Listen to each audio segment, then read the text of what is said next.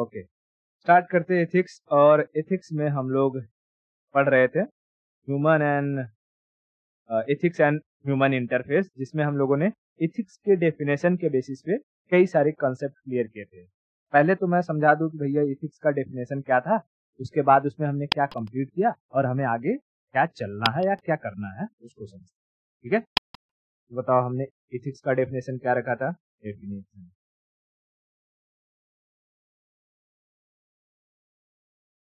Definition इसका definition ethics का, इसको एकदम याद कर लेना, अभी काफी लंबा चलेगा ये। एथिक्स का डेफिनेशन में कहता है कि ethics is a social system. Ethics क्या है? Ethics is a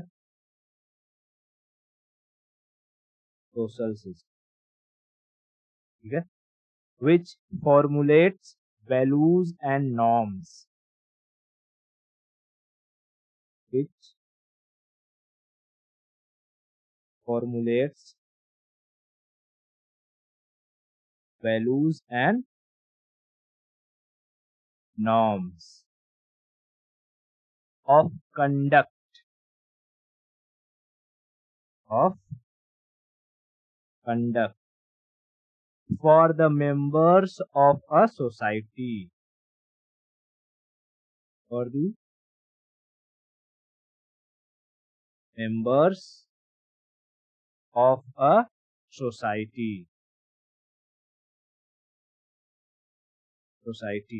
and attempts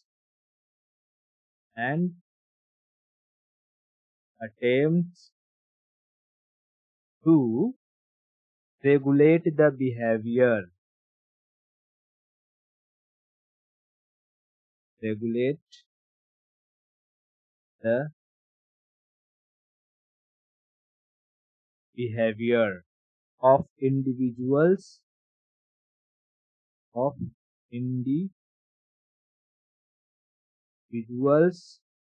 accordingly,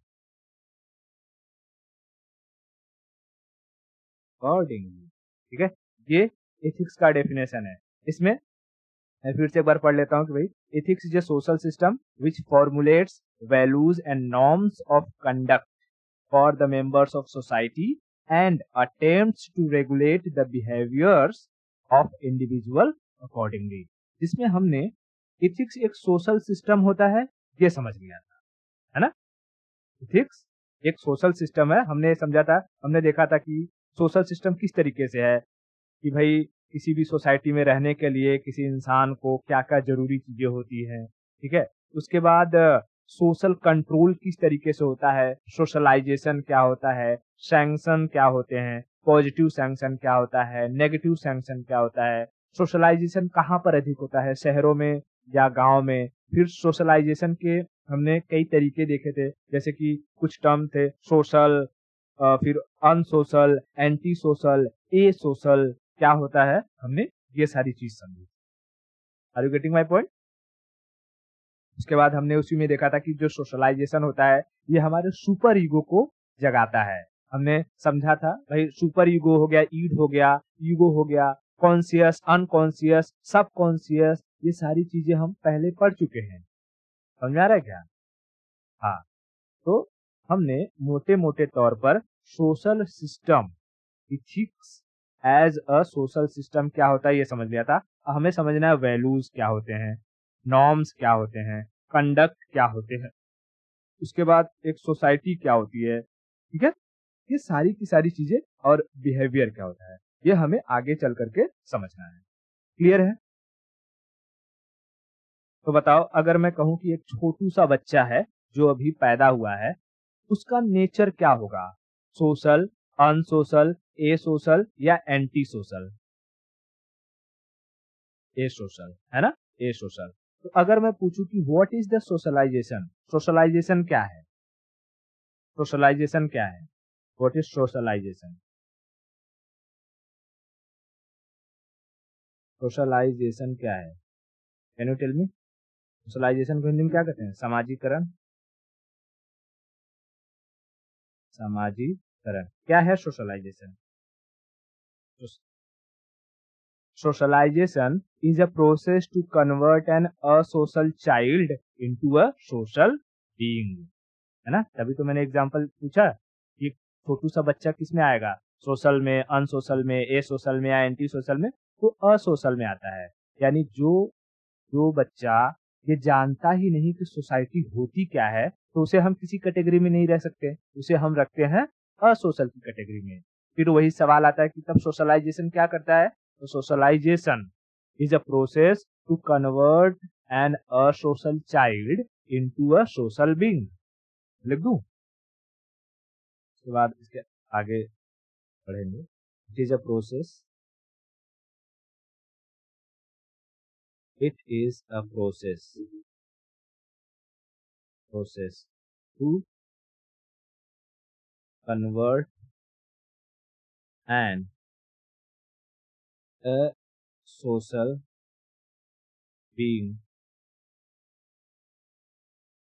into a social being, a social being।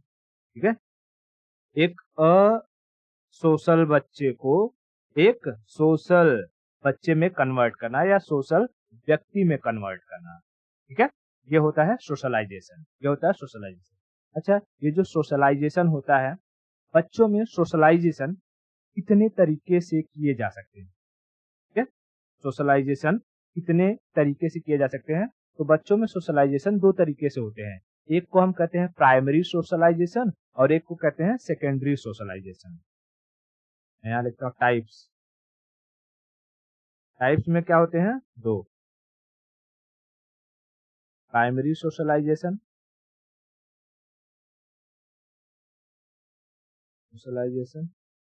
और एक होता है सेकेंडरी सोशलाइजेशन।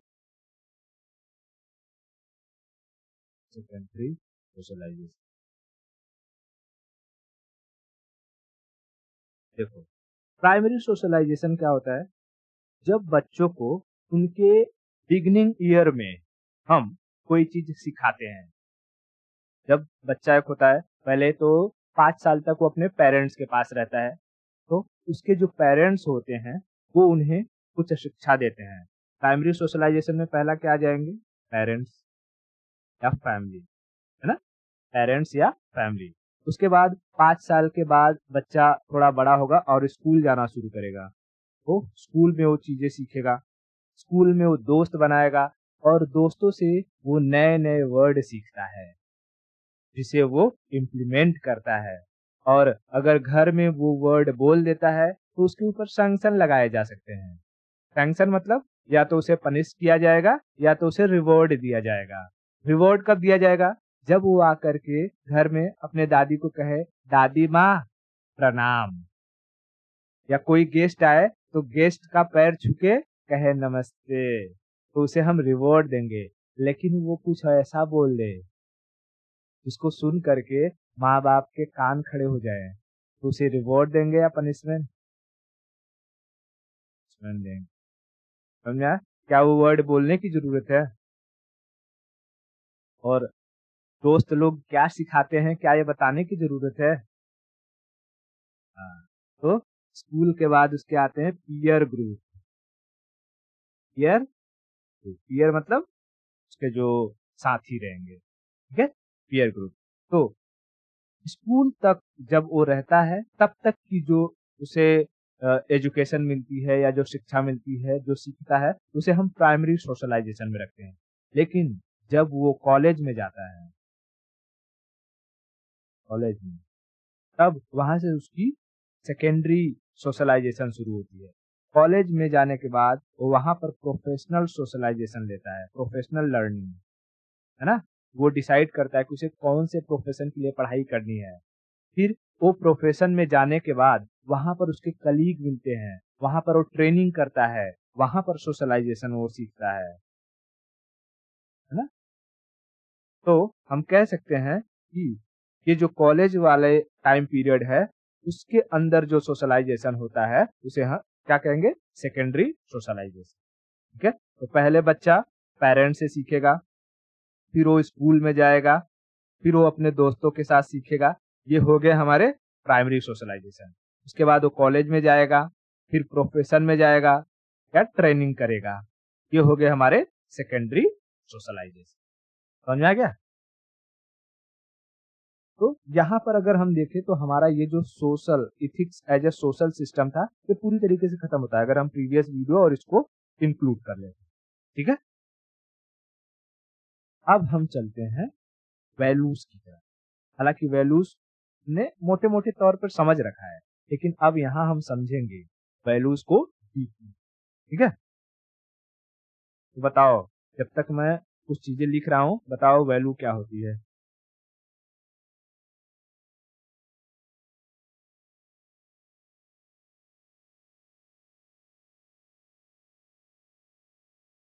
हम वैल्यूज में पहले तो समझेंगे कि वैल्यूज क्या है। What what is value. फिर हम वैल्यू के कैरेक्टरिस्टिक समझेंगे। कैरेक्टरिस्टिक, वैल्यू की गुणवत्ताएं क्या है, कैरेक्टरिस्टिक क्या है। उसके बाद हम वैल्यू कितने टाइप्स के होते हैं वो समझेंगे, टाइप्स ऑफ वैल्यूज। फिर हम समझेंगे कि वैल्यू का नेचर क्या होता है। नेचर, नेचर यानी ये सब्जेक्टिव है या ऑब्जेक्टिव है, डायनामिक है या स्टैटिक है। तो हम यहाँ से समझेंगे सब्जेक्टिव है या ऑब्जेक्टिव है, या डायनेमिक है या स्टैटिक है। ठीक है, स्टैटिक है। उसके बाद हम समझेंगे, यहाँ पर मैंने 3 नंबर 2 बार डाल दिया, 4 कर देते हैं। उसके बाद हम समझेंगे कि इनकलकेशन ऑफ वैल्यूज, कि हम किसी इंसान के अंदर वैल्यू को कैसे इनकलकेट कर सकते हैं, यानी लर्निंग ऑफ वैल्यूज। कलकेशन, ठीक है, या लर्निंग। समझ में आ रहा है?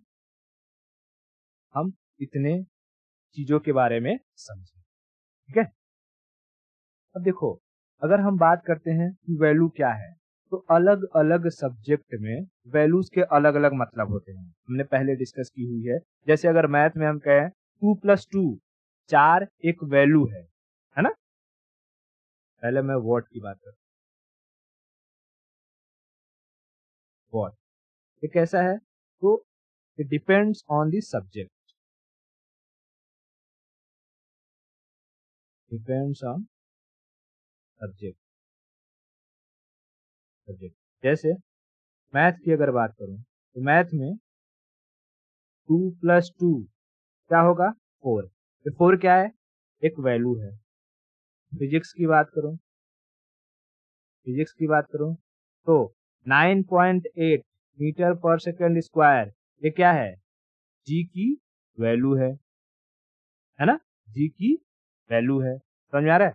उसी तरीके से इकोनॉमी में अगर मैं बात करूं, इकोनॉमी, तो यहाँ पर 100 रुपए क्या है, वैल्यू है, नोट की वैल्यू है। समझ में आ रहा है?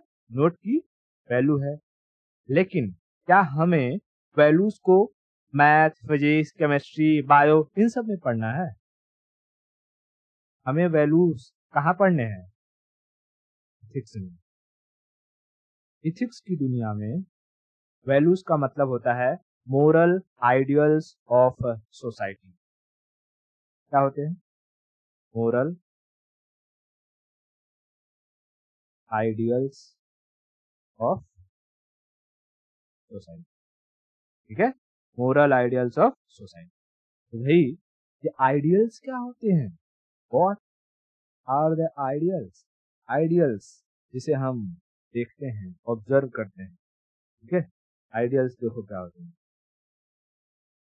आइडियल्स तो किसी को देख करके उसके प्रति दया का आना, यानी कंपैशन, क्या है, आइडियल है। पैशन आइडियल है। किसी से झूठ न बोलना, यानी ऑनेस्टी, क्या है, आइडियल है। बड़ों का रिस्पेक्ट करना, आइडियल्स है। ठीक है, किसी के प्रति दया दिखाना या उसकी दुख में सम्मिलित होना यानी एम्पैथी आइडियल्स है। किसी के दुख को अपना दुख समझना यानी सिंपैथी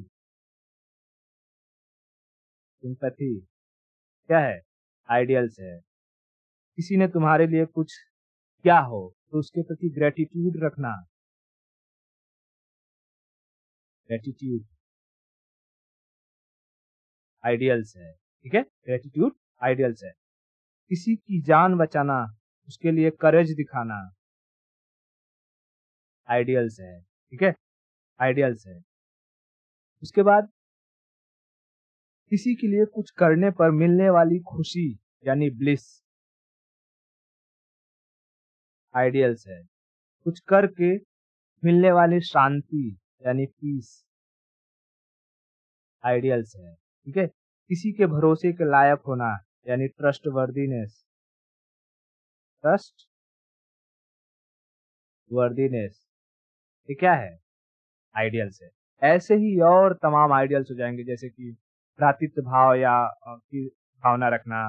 ठीक है, भाईचारे वाली भावना जिसको हम कहते हैं ब्रदरहुड या सिस्टरहुड की भावना रखना एक तरीके का आइडियल्स है। तो समाज में वो चीजें जिसे हम ऑब्जर्व करते हैं, हम चाहते हैं कि लोग हमें उसी तरीके से ट्रीट करें। ठीक है, जैसे क्या तुम चाहती हो कि कोई तुम्हें आकर के रोज 2 झापड़ मार के जाए बिना बात का?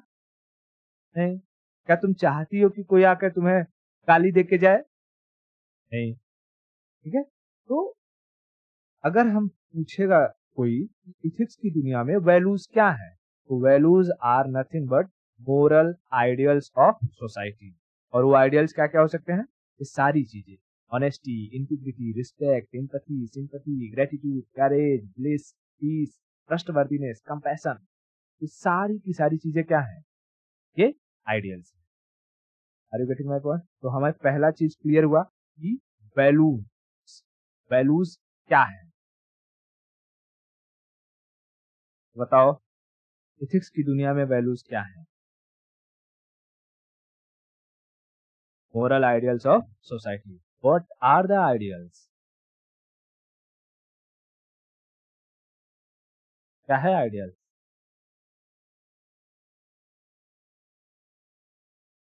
Happiness, bliss, peace, honesty, compassion, sympathy. ये वर्ड बोलते रहो, तुम्हारे दिमाग में बैठ जाएगा। उसके बाद हम इन सब का डिटेल से मतलब समझेंगे। हम समझेंगे आगे कि ऑनेस्टी और इंटीग्रिटी में क्या फर्क होता है।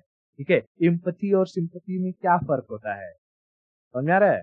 पीस और ब्लिस में क्या फर्क होता है, हैप्पीनेस और ब्लिस में क्या फर्क होता है, बहुत सारी चीजें हैं। मतलब कहते हैं ना, एक डिफरेंस है, इन सबका एक लेवल है कि अगर ऑनेस्टी एक सीढ़ी बनाया जाए और ऑनेस्टी अगर यहाँ आती है तो उसी का एक स्टेप पार्ट होता है इंटीग्रिटी।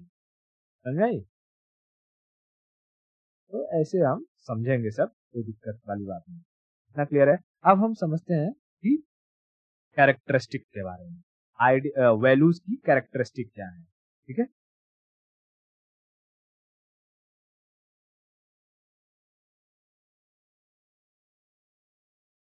कैरेक्टरिस्टिक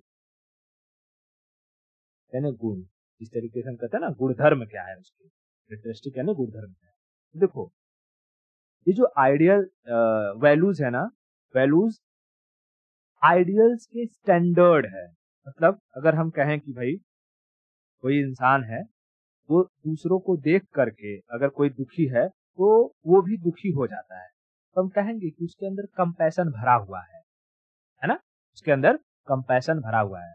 अगर हम किसी को देख करके कहते हैं कि वो हमेशा दूसरों की हेल्प करता है, तो हम कहेंगे कि उसका नेचर जो है हेल्पफुल है, वो दूसरों के प्रति काम करता है, सोसाइटी के प्रति काम करता है। ठीक है, तो जो उसके अंदर वो स्टैंडर्ड जो है, वो वैल्यूज है, वो इनकलकेट हो रही है धीरे धीरे। तो अगर हम कैरेक्टरिस्टिक वैल्यू की कैरेक्टरिस्टिक की बात करें तो वो क्या है? एक स्टैंडर्ड आइडियल्स है। ठीक है, it's a standard ideals, standard ideals. ठीक है, दूसरी चीज दूसरी चीज, तो वैल्यूज है ना, वैल्यूज यहाँ लिख देता हूँ। कैरेक्टरिस्टिक हम किसकी बात कर रहे हैं, किसके कैरेक्टरिस्टिक, वैल्यू की, वैल्यूज की कैरेक्टरिस्टिक। वैल्यूज ये अब्स्ट्रैक्ट है। अब्स्ट्रैक्ट का मतलब क्या होता है, अब्स्ट्रैक्ट। अब्स्ट्रैक्ट का मतलब ये होता है जिसे हम लोग परसीव नहीं कर सकते हैं, सिर्फ कंसीव कर सकते हैं। मैंने क्या कहा, समझ में आया, क्या समझ में आया? We cannot perceive only conceive। ठीक है, देखो परसीव का मतलब होता है जिन्हें हम पर मतलब 5 ज्ञानेंद्रियों से महसूस कर सके। ठीक है, 5 ज्ञानेंद्रियां कौन कौन सी हैं? नाक, जीभ, स्किन, त्वचा, आई, और क्या है, ईयर। ठीक है, यानी इन 5 चीजों में से किसी से भी अगर हम किसी चीज को महसूस कर पा रहे हैं तो हम कह सकेंगे कि हम उसे परसीव्ड कर पा रहे हैं। ठीक है, परसीव कर पा रहे हैं। लेकिन इन 5 चीजों से हम जिसे महसूस करी, 5 चीजों में से किसी से भी अगर हम जिसे महसूस नहीं कर सकते उसे हम क्या कहेंगे, वी कैन नॉट परसीव्ड। उसे हम खाली कंसीव्ड कर सकते हैं। कंसीव्ड का मतलब होता है कंसेप्चुअलाइज, कंसेप्चुअलाइज्ड, यानी हम उसके कंसेप्ट के बारे में पढ़ सकते हैं। जैसे मैं कहूं ऑनेस्टी, ऑनेस्टी, क्या हम ऑनेस्टी कोई समोसा है जिसको हम छू करके देख लेंगे, अच्छा ये आदमी कितना ऑनेस्ट है, इसकी ऑनेस्टी कितना गर्म है? क्या ऑनेस्टी को जीभ से चाट के पता लगा लेंगे किसी आदमी को, जीभ से चाट के कि इसके अंदर कितनी ऑनेस्टी है? नहीं। क्या हम आंखों से देख कर ये बता सकेंगे कि ये कितना ऑनेस्ट होगा? जो दिखता है, क्या वो इंसान तुम्हारे सामने अच्छी अच्छी बातें कर रहा है, ऑनेस्ट होने के लिए कह रहा है? भाई इंटरव्यू में आते हैं तो सभी दिखाते हैं कि हम बहुत ऑनेस्ट हैं, लेकिन क्या वो ऑनेस्ट होते हैं? नहीं। क्या हम किसी की बातों को सुन करके अपने कानों से ये परसीव कर सकते हैं कि ये कितना ऑनेस्ट होगा? नहीं।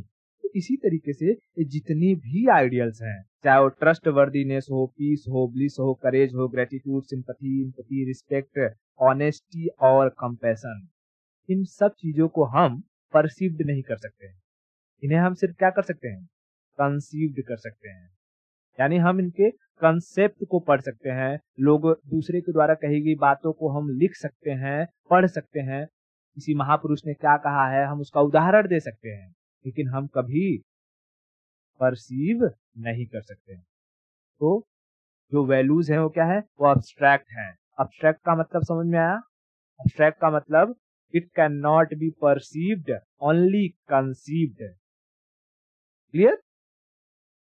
हाँ, तो हर एक वर्ड का ना इधर डीप मीनिंग है इधर। इसके बाद तीसरी चीज, हम वैल्यूज को लर्न कर सकते हैं। Values can be learn.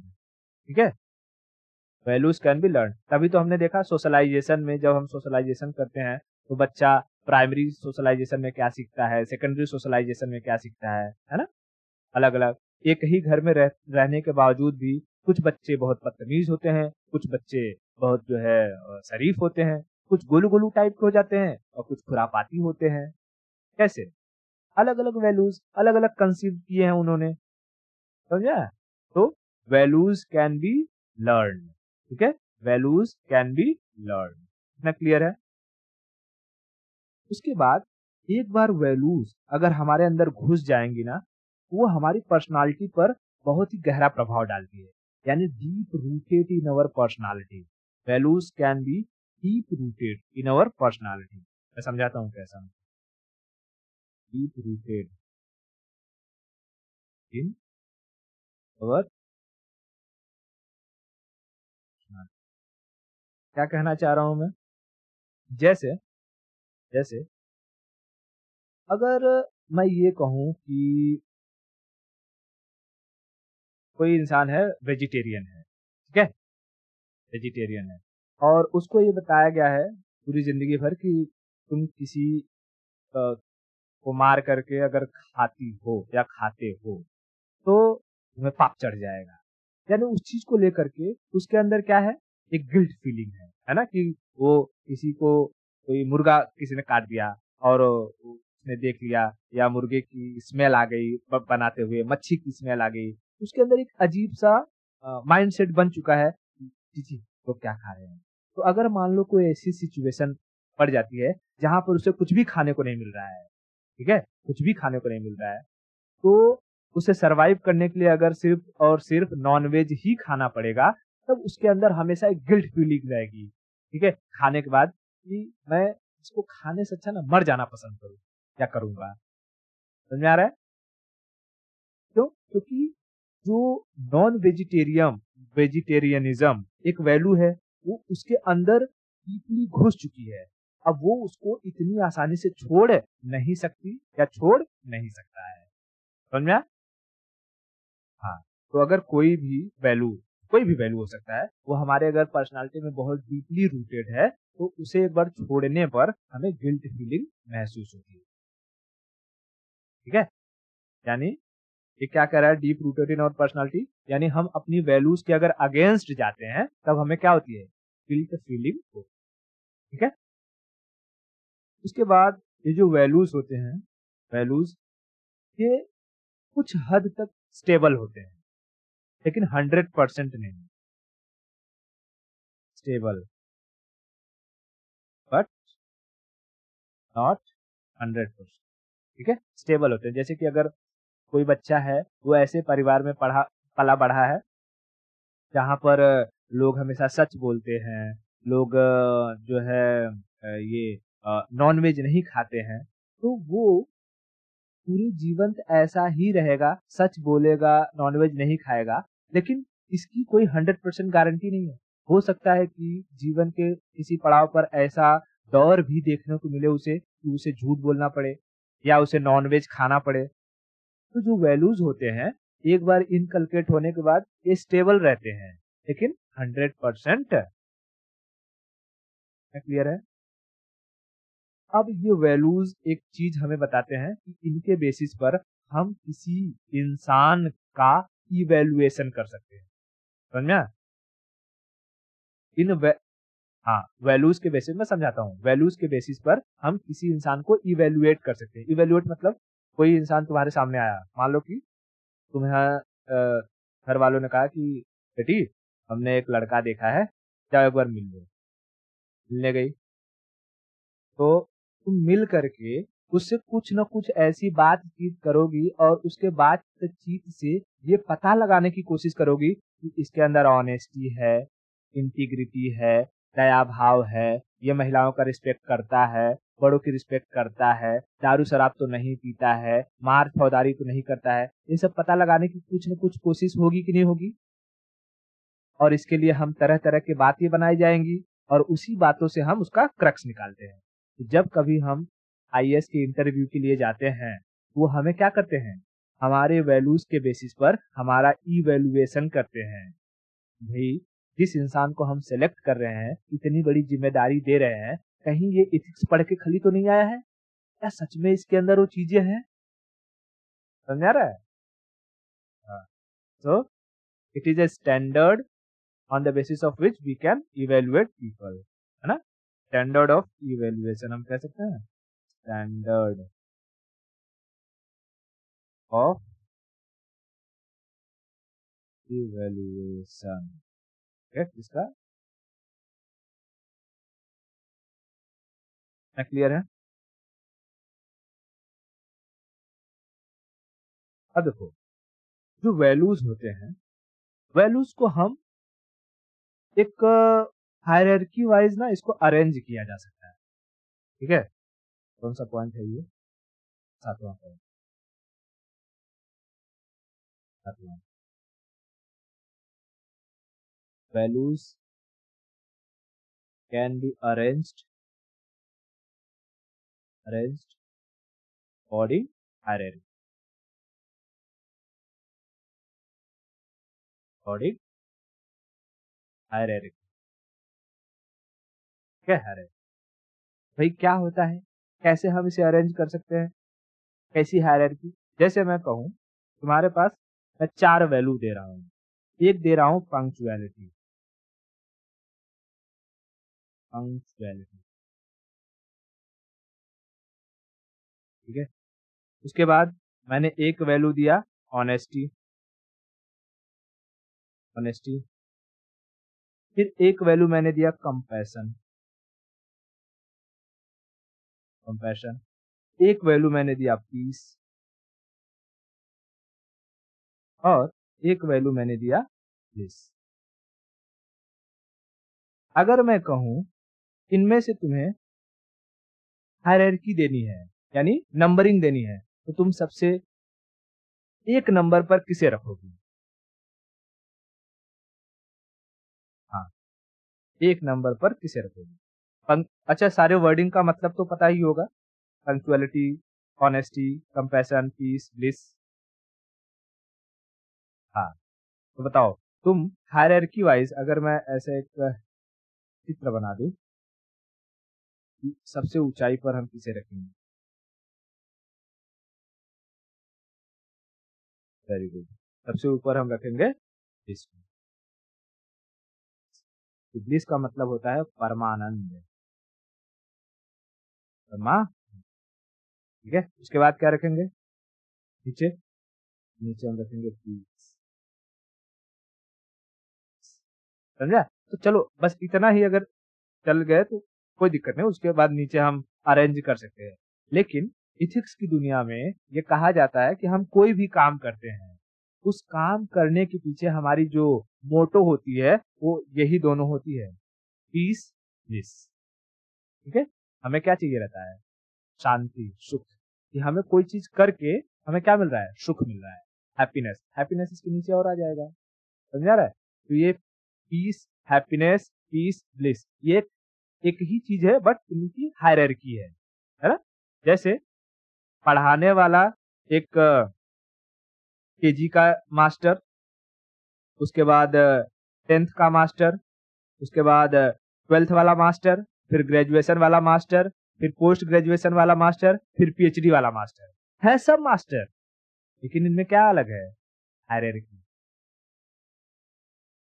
समझा रहा क्या? हाँ, तो इसी तरीके से चाहे हैप्पीनेस हो, पीस हो, ब्लिस हो, है सब एक ही, लेकिन इनमें अलग क्या है? हायरार्की, कि हम सबसे ऊपर किसे रखेंगे, कौन से, मतलब हैप्पीनेस के बाद पीस आएगी, पीस के बाद हमें ब्लिस आएगा, इस तरीके वाला सिचुएशन। ठीक है, ये हमारे मन की अलग अलग एक स्टेजेस है कि हम क्या अनुभूति करते हैं, हम क्या महसूस करते हैं। Are you getting my point? ठीक है, तो ये थी कैरेक्टर्स किसके? वैल्यूज के। क्या क्या है कैरेक्टर? फटाफट फटाफट एक बार बोल के बताओ।